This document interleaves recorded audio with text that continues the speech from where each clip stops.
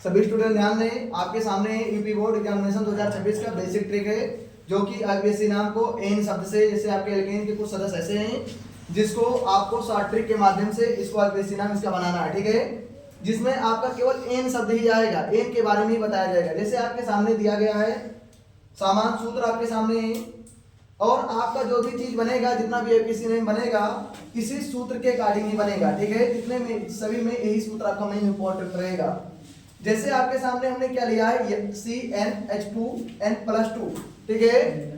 अब यहीं पे हमने सभी को क्या किया, कार्बन को एक माना, कार्बन 1 है, इसका मान हमने n का 1 रखा, और यहाँ पे हाइड्रोजन n की जगह पे 1 मान रख करके क्या किए, आपके सामने जब 1 मान रखा तो यहाँ पे 1 से क्या किया, n का मान मल्टीप्लाई 1 से किया गया तो 2 1 जा 2, तो हमने 2 लिख दिया, प्लस 2 इसके साथ पहले से ही था, 4 हो गया।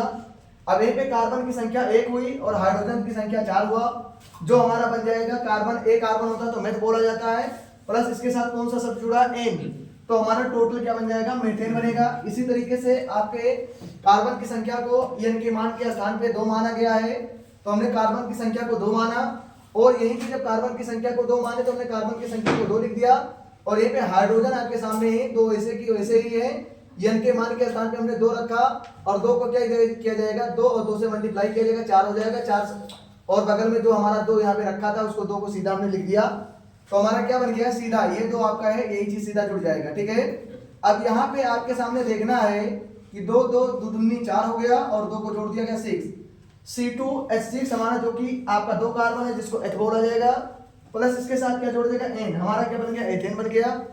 इसी तरीके से 3 कार्बन को माना गया है, N के मान की संख्या में 3 को माना गया, कार्बन को सेम ऐसे 3 ही लिख दिया जाएगा, और इसके साथ जब हमने यहाँ जहां जितना आप यहाँ मान रखोगे वहीं पे आपके n के मान दूसरे में हाइड्रोजन में भी रखोगे। हमने 3 को रखा तो 2 3 6, प्लस 2 को ऐड किया गया 8 हो गया।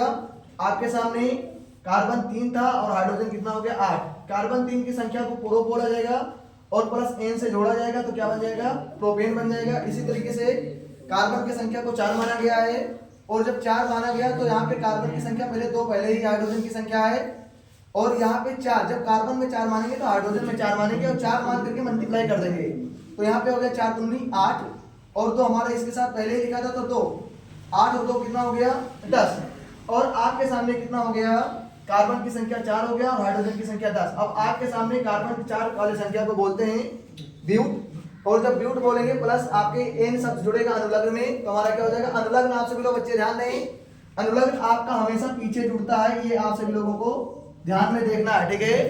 अब हमारा जो n शब्द है ये अनुलग्न में आता है, ठीक है। सफिक्स और परफिक्स का नाम सुनेंगे, पूर्वलग्न और अनुलग्न। जो चीज आगे से जुड़ रहा है वो आपका पूर्वलग्न में आ रहा है, और जो पीछे से जुड़ रहा है वो अनुलग्न में आ रहा है।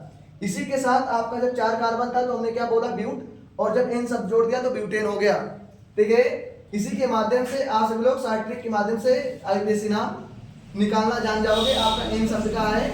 सभी स्टूडेंट, केवल हमने आप सभी लोगों को केवल 4 तक ही समझाया। आज पीटीसी आगे आप इसी तरीके से कई भी एलिमेंट का माने आप आगे तक निकालते हुए जा सकते हो। Best of luck.